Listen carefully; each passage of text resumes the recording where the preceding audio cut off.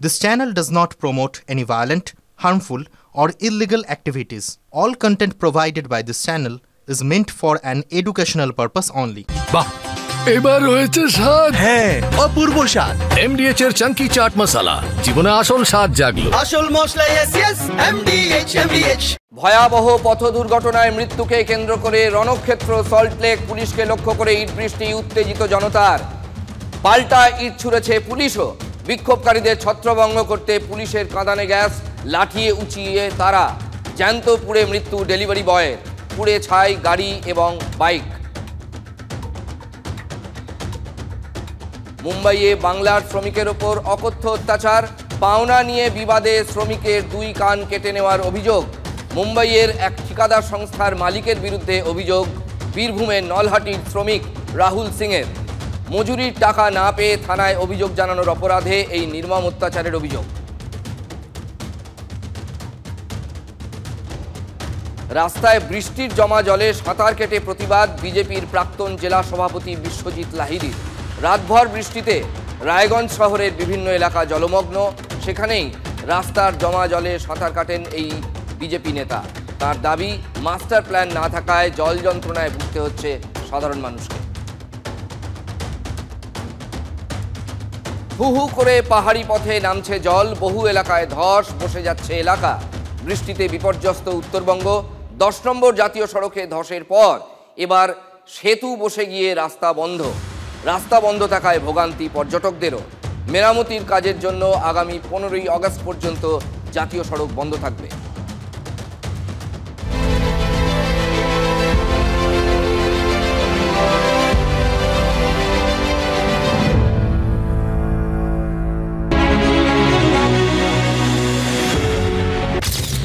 तो हम सिर्फ कॉन्स्टिट्यूशन को प्रोटेक्ट कर रहे हैं, पिक्चर बाकी है।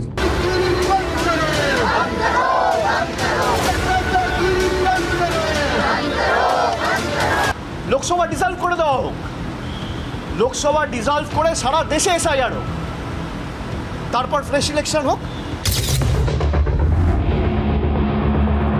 ইলেকশন কমিশন তো রোহিঙ্গা আর বাংলাদেশি মুসলমান তাড়াবে, আর আপনারা সবাই আমরা মিলে তৃণমূলকেও তাড়াবো। বাংলার একটা মানুষের যদি ভোটাধিকার কাড়ে, তাহলে 1 লক্ষ মানুষ নিয়ে নির্বাচন কমিশন ঘিরব। আর জল্পনা নয়, বাংলায় এসআইআর কিন্তু হচ্ছেই। আজ সুপ্রিম কোর্টে জানিয়েছেন খোদ রাজ্য সরকারের আইনজীবী। ইতিমধ্যেই রাজ্য সরকারকে চিঠি দিয়ে সেই কথা জানিয়েও দিয়েছে নির্বাচন কমিশন, মানে জাতীয় নির্বাচন কমিশন। তাহলে এতদিন যে জল্পনায় উত্তাল হচ্ছিল বাংলার রাজনীতি, সেই জল্পনা নিছক জল্পনা রইল না। আর জল্পনা নয়, আজকে ফাইনালি বলে দেওয়া যাচ্ছে বাংলাতেও এসআইআর হচ্ছেই। 8ই আগস্ট চিঠি দিয়ে স্যার শুরুর কথা জানায় নির্বাচন কমিশন। সুপ্রিম কোর্টে আজকে জানিয়েছেন রাজ্য সরকারের আইনজীবী। রাজ্যের সঙ্গে আলোচনা না করেই স্যার কেন, প্রশ্ন রাজ্যের।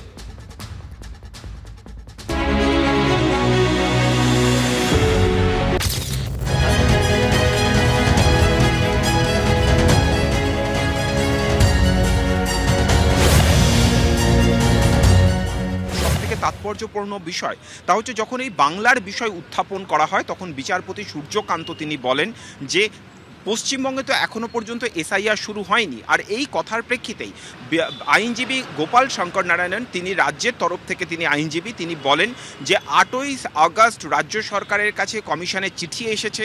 সেই চিঠিতে জানানো হয়েছে যে পশ্চিমবঙ্গে এসআইআর শুরু করতে চলেছে কমিশন। এটা অত্যন্ত তাৎপর্যপূর্ণ, তার কারণ কোর্টে দাঁড়িয়ে প্রথম রাজ্য সরকারের তরফ থেকে স্বীকার করা হলো যে তারা কমিশনের চিঠি পেয়েছেন, এসআইআর সংক্রান্ত চিঠি তারা পেয়েছেন।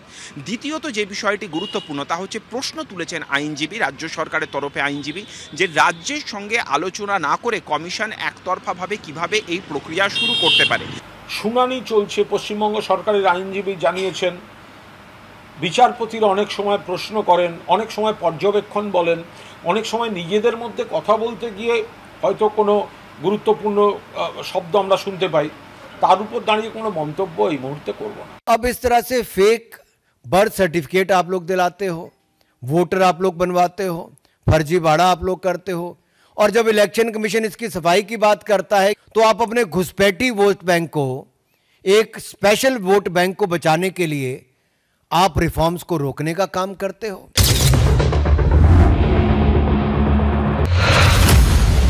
এই ভোটার লিস্টের বেসিসেই তো কেন্দ্রে সরকার ক্ষমতায় এসছে, বিজেপি 240টা সিট পেয়েছে।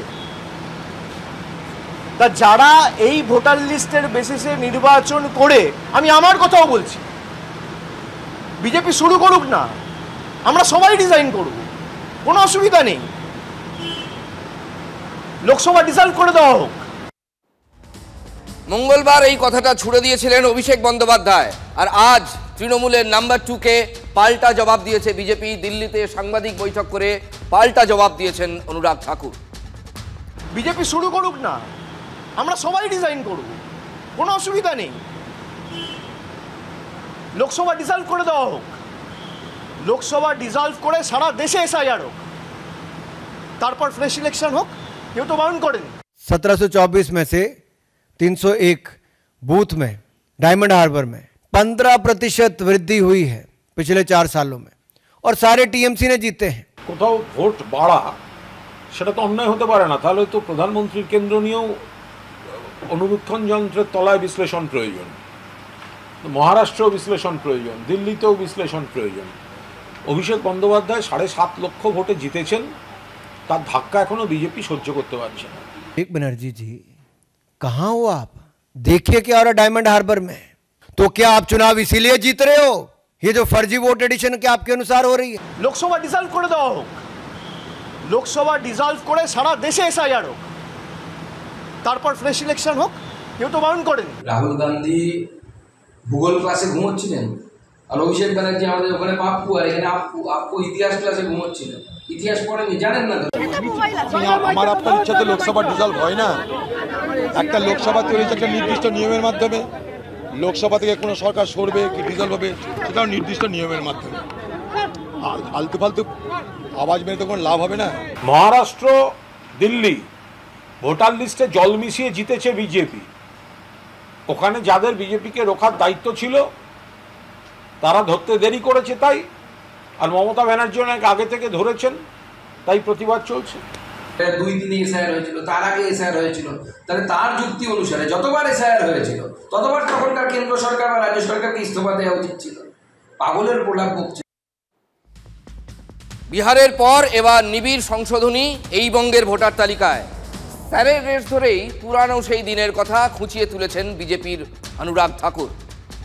ममता बनर्जी जी से मैं सवाल पूछना चाहता हूं भाई, आप 2005 में लोकसभा में, मुझे आज भी याद है, स्पीकर की चेयर के पास जाके फेंक दिए थे उन्होंने कागज जोर से, और कहा था बांग्लादेशी घुसपैठियों को वोट बैंक बन रहा है और ये लिस्ट में उनके नाम है, आप लोग रोकने का काम नहीं करते हैं।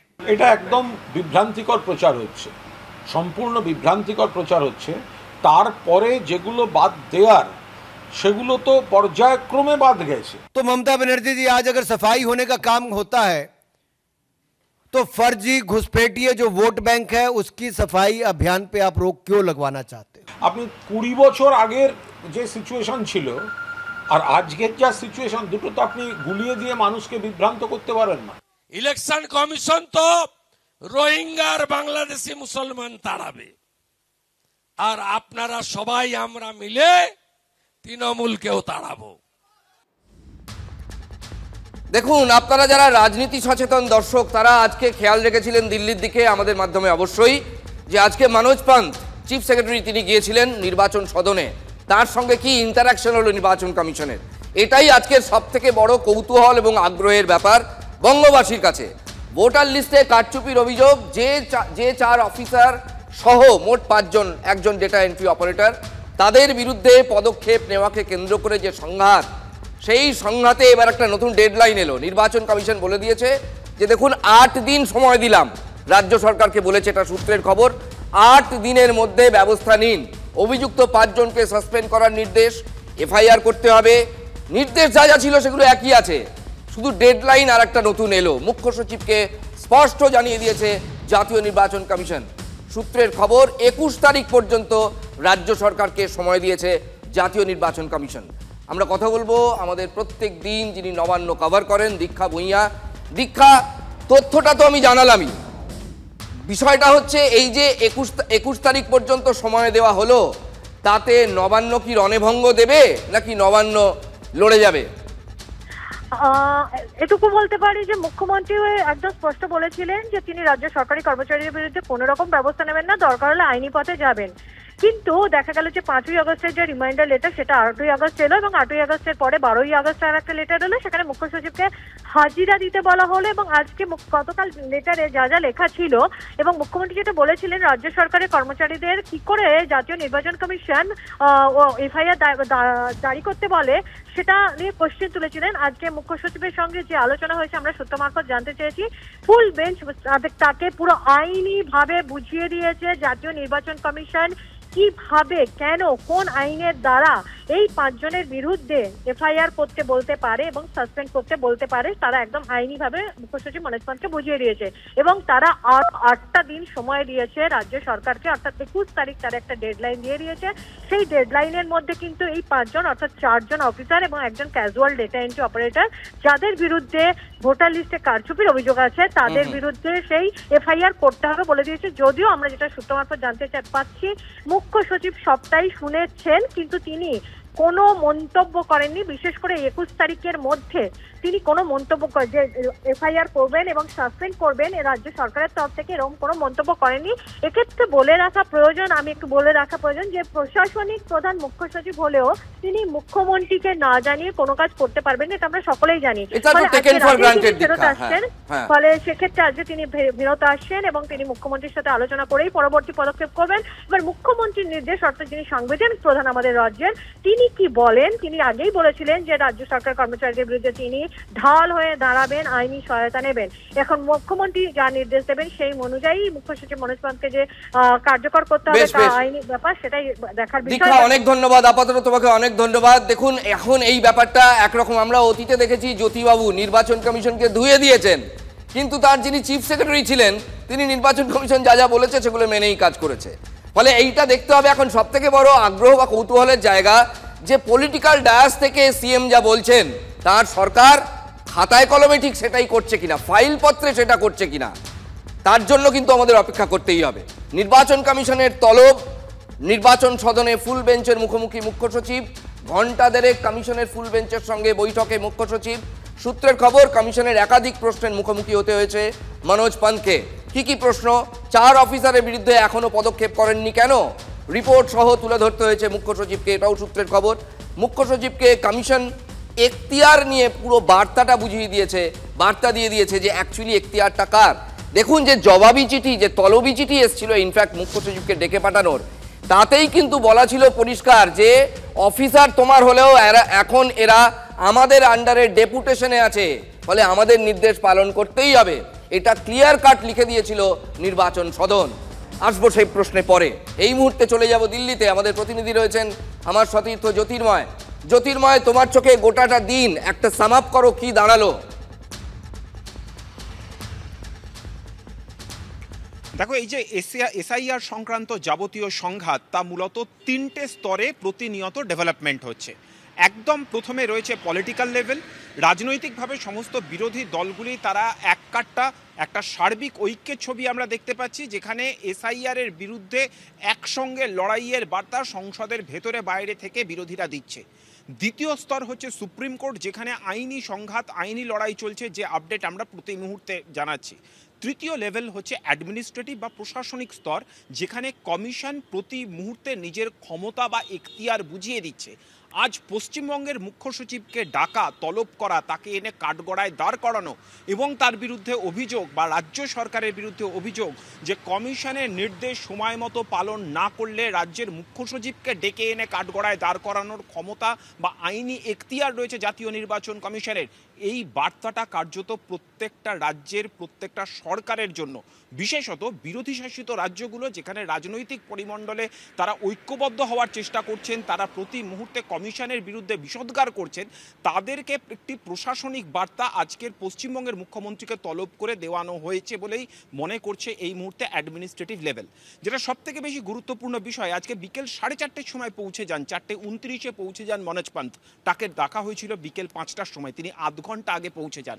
এটা একটি জেস্টার যে কমিশনকে আমরা সম্মান না জানাই। জ্যোতি, সরি তোমাকে একটু থামাচ্ছি। দেখো, যে তলবি চিঠি, তোমরাই খবর ব্রেক করছো, যে তলবি চিঠি দিল্লি থেকে এসেছিল সেখানে পরিষ্কার লিখে দেওয়া হয়েছিল, যেটা আমি দর্শকদের আবার জানাচ্ছি, যে আপনাদের কোনো উপায় নেই, কারণ ওরা আমাদের ডেপুটেশনের অফিসার, আমরা নির্দেশ দিয়েছি, সংবিধানে আছে, ব্যবস্থা নিন।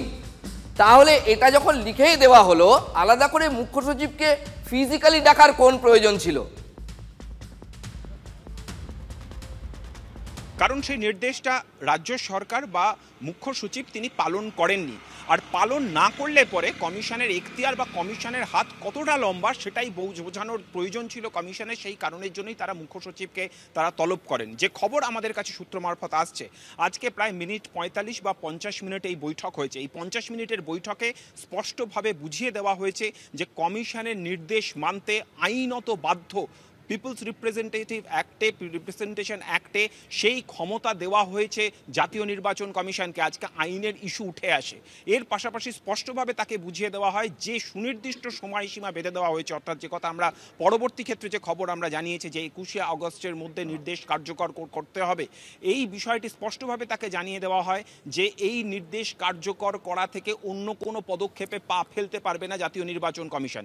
এর পাশাপাশি আজকে একটি রিপোর্ট পেশ করতে হয়, অর্থাৎ কমিশনের ফুল বেঞ্চের সামনে, জ্ঞানেশ কুমারের সামনে মনোজ পন্ত রাজ্যের মুখ্য সচিবকে একেবারে কাগজ রেখে বলতে হয় যে এই 5ই আগস্ট এবং 8ই আগস্ট যে চিঠি দেওয়া হয়েছে সেই চিঠির প্রেক্ষিতে রাজ্য প্রশাসন এখনো পর্যন্ত কি কি পদক্ষেপ করেছে।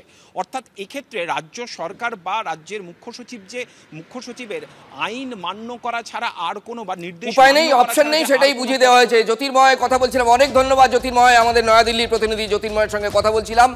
কুইক একটা র্যাপ আপ করে দিই, তারপর রাজনৈতিক নেতারা এটা নিয়ে কি চর্চা করছেন আপনাদের শোনাবো। শুধু একটা ইনফরমেশন আপনাদের দিই, দেখুন সুপ্রিম কোর্ট কালকে বলেছিল, এই শুনানিতে সুপ্রিম কোর্ট বলে দিয়েছিল যে আধার কার্ড, ভোটার কার্ড এগুলো নাগরিকত্বের যথেষ্ট প্রমাণ নয়, এগুলোও ভেরিফাই করতে হবে। অর্থাৎ পরিষ্কার কথা, স্যারে এগুলো গ্রাহ্য হবে না, যেটা কমিশন বলছিল। আজকে শুনানিতে সুপ্রিম কোর্ট কিন্তু যা যা পর্যবেক্ষণ দিয়েছে তাতে কমিশনের আরও সুবিধাই হলো বলে সব মহল মনে করছে, অ্যাটলিস্ট এক্সপার্টরা মনে করছেন। আজকে সুপ্রিম কোর্ট বলে দিয়েছে যে 11টা নথি চাওয়া হয়েছে, তার তো একটা মাত্র দিতে হবে, তাতে ক্ষতি কোথায়? অর্থাৎ অনেকটা যেন টিল্ট হয়ে গেল কমিশনের দিকেই এই মামলা, ঝুঁকে গেল যেন এই মামলা অ্যাডভান্টেজ কমিশন। শুনুন এবার এটা নিয়ে কি চর্চা চলছে। অন্যান্য অফিসাররা যারা এই ভোটার সংশোধনীতে অর্থাৎ এসআইআর স্পেশাল ইন্টেন্সিভ রিভিশন, সেই ইন্টেন্সিভ রিভিশনে যারা যুক্ত আছেন, এটা তাদের জন্য একটা শিক্ষা যে নির্বাচন কমিশনের কাজ করতে গেলে মুখ্যমন্ত্রীর প্রশাসনে থাকা অবস্থায় যেভাবে কাজ করতে আপনারা অভ্যস্ত সেইভাবে কাজ করলে হবে না। আইন যেরকম সেইভাবে কাজ করতে হবে, সংবিধান যা বলছে সেই অনুসারে কাজ করতে হবে।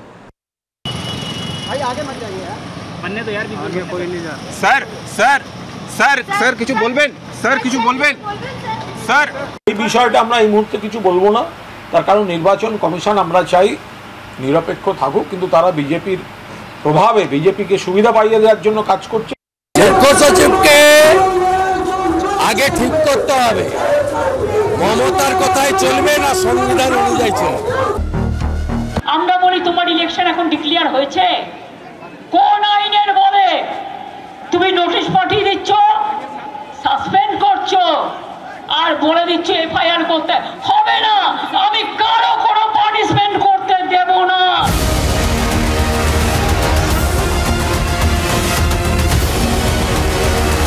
পশ্চিমবঙ্গের জনগণের ট্যাক্সের টাকায় মাইনে হবে আর কথা শুনবেন মমতা বন্দ্যোপাধ্যায়ের ক্ষেত্রে চলতে পারে না। সংবিধানের কথা শুনলে সংবিধান অনুসারে তাকে চলতে হবে। আর যদি চলতে না পারেন তাহলে এইভাবে নির্বাচন কমিশন ডেকে পাঠাবে এবং কানমলা দেবে। মাঝে মাঝে অবাধ্য ছেলে হয়ে যায়, ছেলেদের ধরে কানমলা দিতে হয়, নির্বাচন কমিশন সেই কানমলাই দিচ্ছে। আমাদের মাননীয় মুখ্যমন্ত্রী তিনি পরিষ্কারভাবে অবস্থান জানিয়ে দিয়েছেন এবং মাননীয় মুখ্য সচিব তিনি দিল্লি গেছেন। এর বেশি আজ আমরা এই বিষয়ে কোনো কথা বলছি না।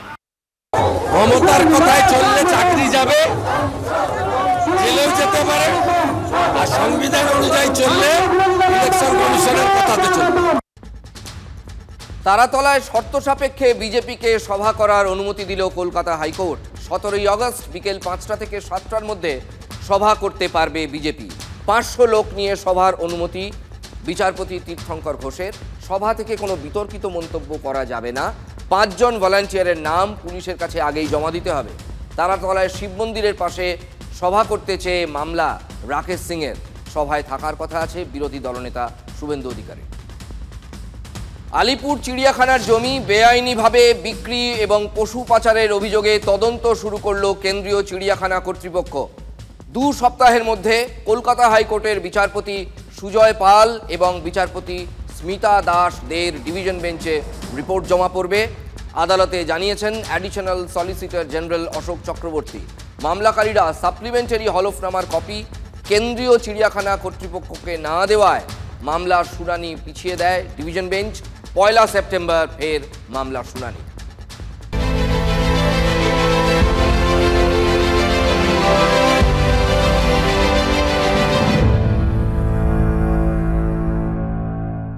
MDH চানা মশলা, এখন ছোলা হোক বা বরবটি দানা, সাদা চানা হোক বা কালো, সব রান্নাই হবে অসাধারণ। MDH